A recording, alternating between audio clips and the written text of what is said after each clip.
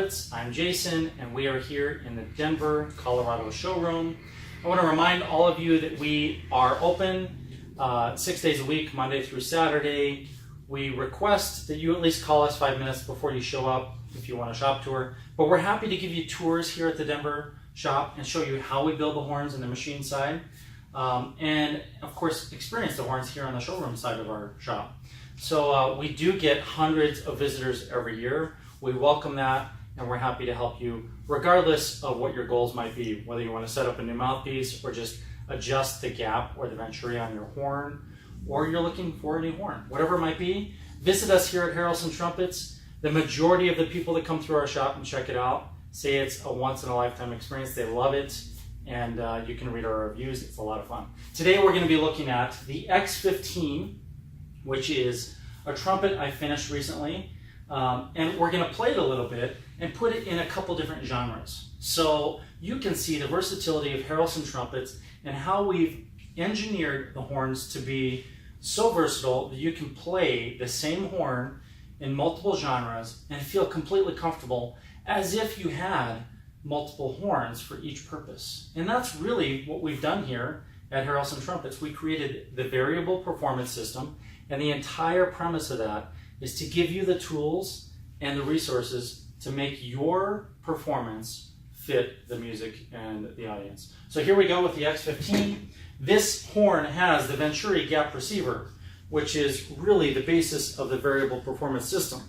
I take the receiver off, I put an insert right here, I put it back on, I build a mouthpiece, I play the horn, and it's really a lot of fun. So I'm going to set this down for a second. These are our venturi gap receiver inserts.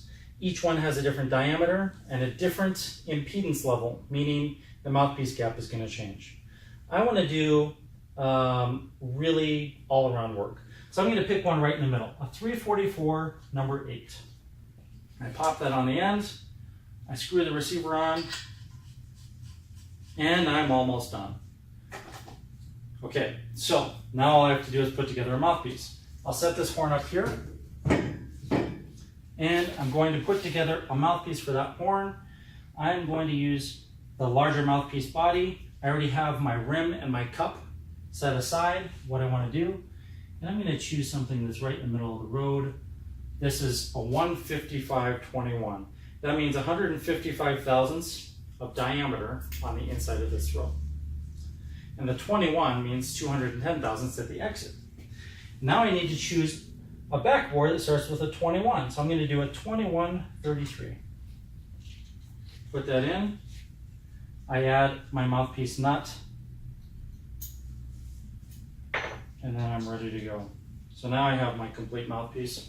I'll show you that first. There is my modular mouthpiece.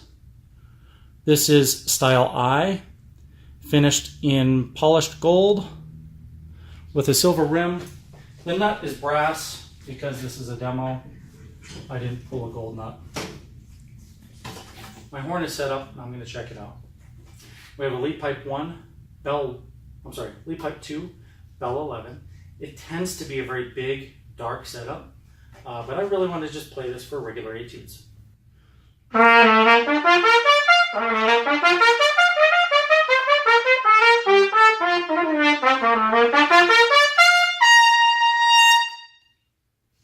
Feels pretty good to me. This setup feels just right to play regular classical music or whatever I want to do.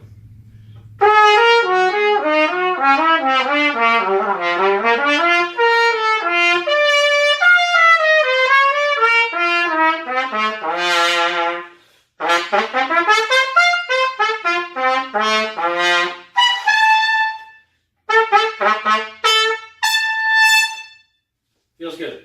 So now I'm going to set it back up here. This time I am going to change only the backbore. So I'll leave everything else the same. This backbore is brand new, so I have a little backbore wrench. It comes with your mouthpiece kit, and it makes it a little easier to put together. This time I want to broaden the tone, so I'm going to use a 37 backbore. That just means that the end diameter is bigger. Put my nut back on, put it back in the horn, So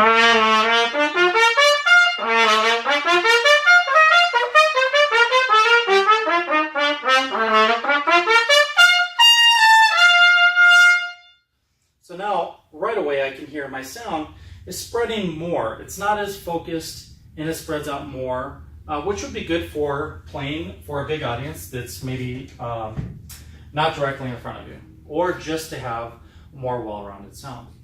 This time I want to set this horn up, which naturally is designed to be bigger and darker, and I want to make it bright and piercing. So I'm going to pull my assembly out. Again, what I have here is my rim and my cup. I haven't changed those, they're the same for this whole video. And now I'm going to choose one of the smaller throats. This throat is specifically designed to play lead in commercial. Okay, put that in, take my nut off, take my back bore off.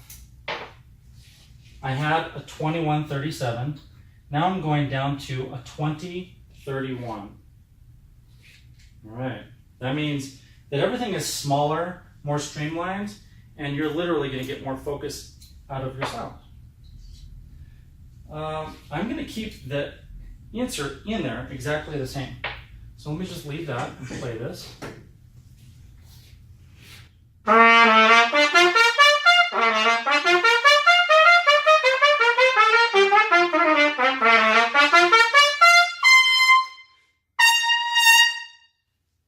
Really easy to play high, and everything feels really, really nice for lead and commercial type stuff.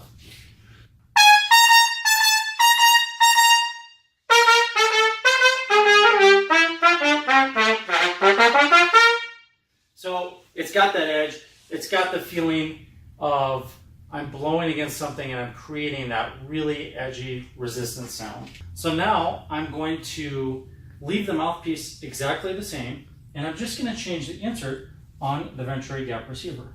I was in such a hurry the last time I put it together, I'm not sure I got it all the way together. So I'm screwing that back bore in a little better, getting the nut on there. There we go. Now that's together. I'm going to take this receiver off, and finally we get to mess with the gap. So right now I had a 344 by 80, or an 8. I'm going to move to a 336 by a 10. What that's going to do is give me more restriction, so it's going to force me to put my air through a smaller hole, and it's just slightly more slotting than I had before. And what I'm trying to do is just brighten this up and make it even more punchy, because this is naturally a dark horn. You already heard earlier it can be big and dark, but we want it to be piercing and bright so I can take it to my, say, salsa gig.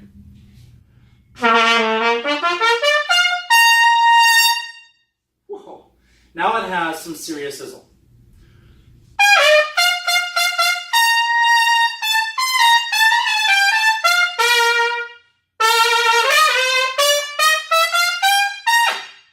It is literally deafening, but it's so fun.